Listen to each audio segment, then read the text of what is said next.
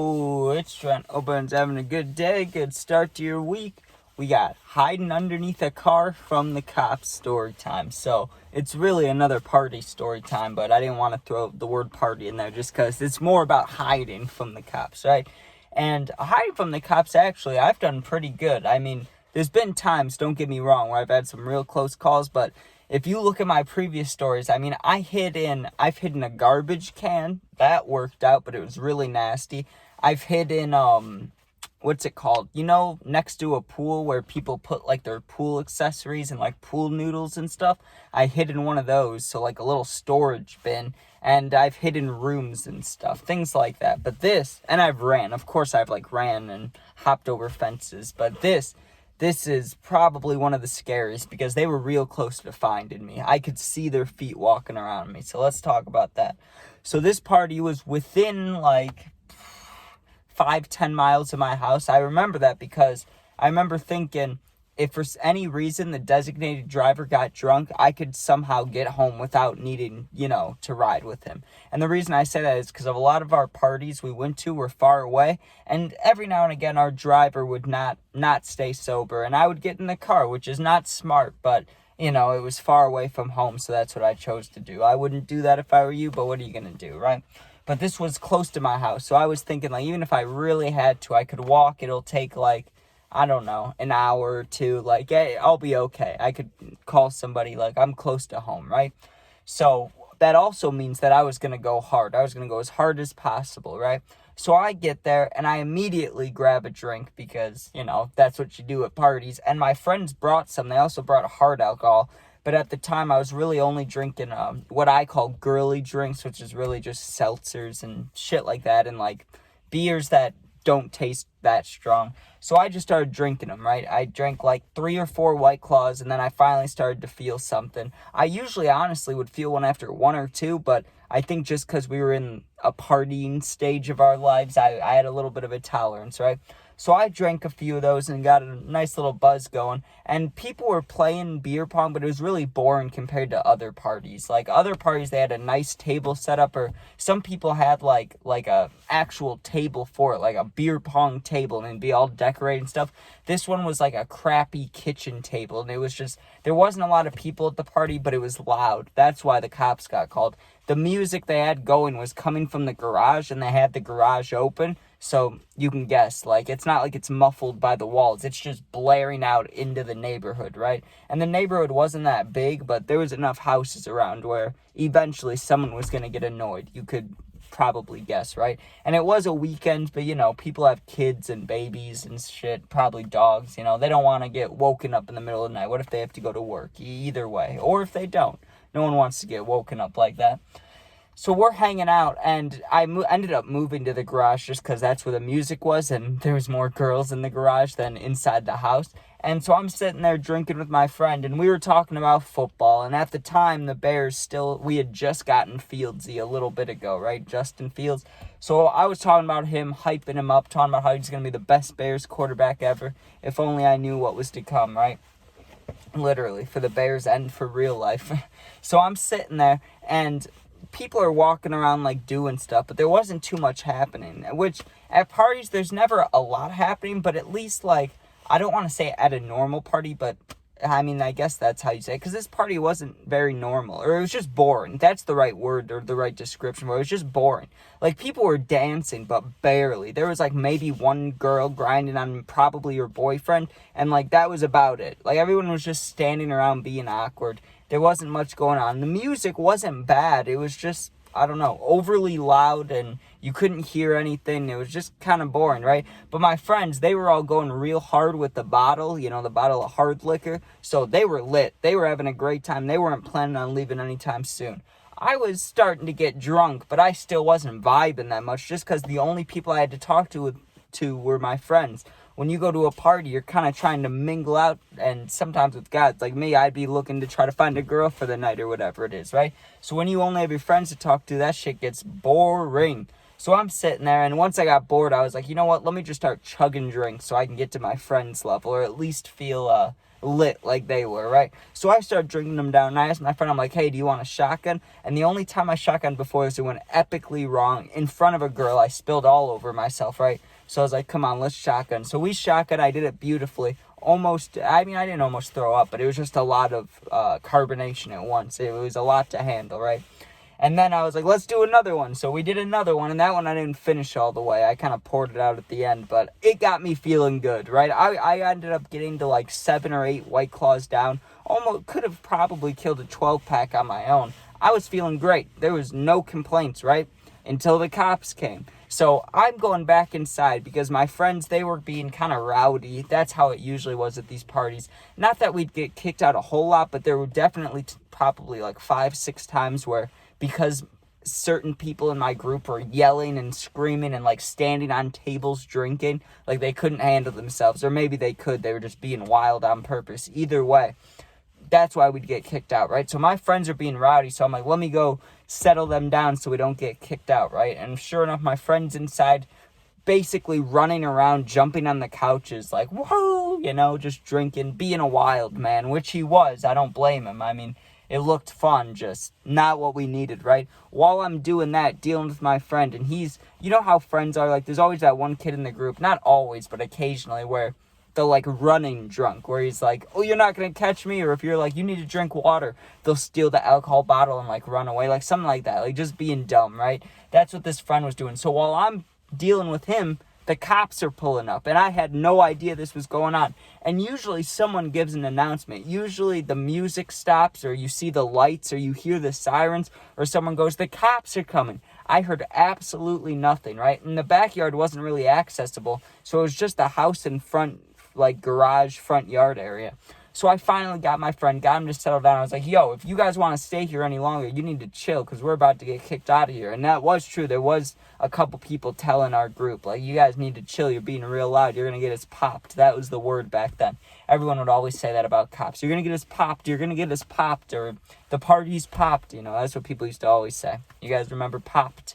I haven't heard that in a minute. But anyways, we're standing there. I go outside, and there's like 4 cop cars to the left, and not right in front of the house, but like, I don't know, along the side of the neighborhood. You get what I'm saying? Like, they just parked on the street, and they were talking to people, but they were talking to people like not in an arresting way.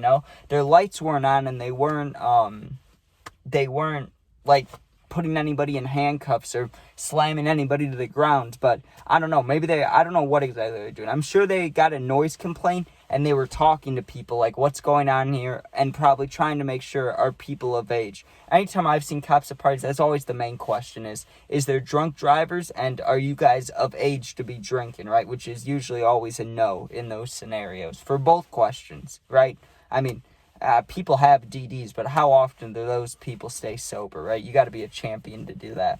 When all your friends are getting drunk and you have to sit there not getting drunk, not a lot of people do that. But anyways, I see the cops. I immediately turn around because I'm not going to go outside and deal with that. And I'm trying to think with my friend because our car was parked to the left, right? Like, the only way we could get to our car was walking past these cops. Technically, we might be able to go through the backyards, but we had no idea where we were. We didn't know if the house is connected. We would have had to look on, like, Google Maps real quick. And, like, with all the people, not panicking, but people get rowdy when the cops are there. When you tell people cops are there, they start kind of, like, hopping up, They're like, oh, do we run? Do we hide? What do we do, right? So people are a little panicky, getting hyped up. I'm with my friend. I'm like, okay, so how are we going to sneak out of here, right? And he's like, let's just try to go out the front, and if we really need to, we'll run. So that was the main idea, right? We'll run if we have to. We go out there, and my friend books it to the right. He didn't even give it a chance to walk to the car. He just books it to the right, right? One of the cops goes after him, and he's like, hey, we just want to talk to you. We just want to talk to you, right? My friend really should have probably stopped because, I mean, yes, he was drunk, but he didn't have anything on him. Like, he didn't have weed. He didn't have alcohol actually on him. I don't know if he would have gotten in trouble. Like, probably not that big of a deal. Didn't have to run. But when he ran, that got all the attention of the cops. Only one of them chased after him. But they're all looking to, like, let's just say the right corner of the street, right? So I start going to the left, and I'm like, okay, I'll just keep my head down, try to stay along the cop cars, and get to our car, right? But I still had to wait for our DD. So it's not even like once I got to the car, it's not like I was safe. Like, I was still prone to the cops being around, right? Because our car was by the cops. So I get to the car, and there's another friend there, but he's being not smart. He's smoking either a cigarette or a joint. I think it was a cigarette, though. But he's just walking around smoking a cigarette, doesn't even care about the cops, right? And once my friend ran,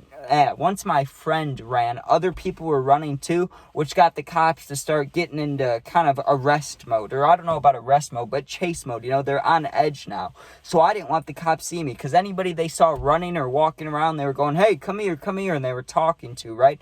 I always have weed on me. I know this isn't going to go good. So my first immediate thought is, okay, I need to hide, right? Whether it's near the car or not near the car, I just need to be able to see the car. So I make sure my friends don't leave without me, right? But even if they do, I'm close to home. And I had that thought. I could start walking home, but why do that when I could get a ride back, right? So there was a couple options. There was a giant tree that I could hide behind, but if someone comes from either angle from the side, they're going to see me. So I didn't want to do that.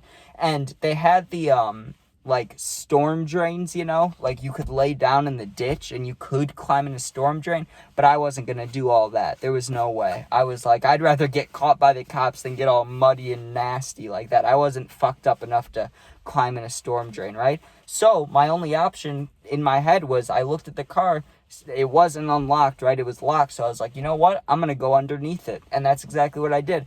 I laid on my stomach, and I went from the side that the curb wasn't on, or, you know, so I don't, you know, break a rib or something. I went from the other side, and I just crawled under there, and my friend was smoking, but he was smoking down the street now because the cops were getting more agitated, so he kind of was walking the other way. He didn't care about the cops, so he really didn't give a fuck if he got caught. I did. I had weed on me, and I was underage. I didn't want to get caught, right? So I laid on my stomach for about roughly, I mean, it felt like 40 minutes, but it probably was like 20 minutes at the most, because, you know, when you're hiding, it feels a lot longer. But listen to this. I'm waiting for my friends, right? And I heard a lot of footsteps to my left coming up, so I assumed either the cops were leaving or my group of friends was coming up to the car, right? So I was just about to peek my head out of there and be like, what's up, boys? Because I wanted to show my friends where I was hiding, of course, right? Be like, hey, because I didn't know where they were. I didn't know if they got caught, if they were hiding, if they were running, what they were doing, right? But I could be like, hey, boys, look where I was hiding, right?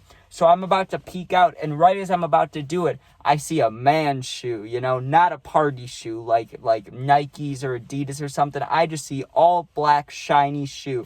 So I'm literally about to pull my head out, and I, like, went right back under. I was like, right? Because I was like, that is definitely a cop's shoe. Sure enough, 3 guys, all long pants, walk past, right? And I could only see from the calf down. I couldn't even see their knees, right? But it all looked like cop legs, right? So I was this close to sticking my head out, being like, what's up, guys? And it's the cops, not my friends. Like, that would have really sucked, right? So I held my breath. I almost shit myself. I was so nervous. I didn't actually almost shit, but I was sitting there like, you know, and they were circling the car for a good, like, not a long time, but they probably just, what they did is they walked the way I came, and then where I turned and went underneath the car, they just kept walking back, probably circling, looking for people. I don't know, but I hid right under there, dude, and I didn't move for a good, like I said, 10 minutes after they walked by me.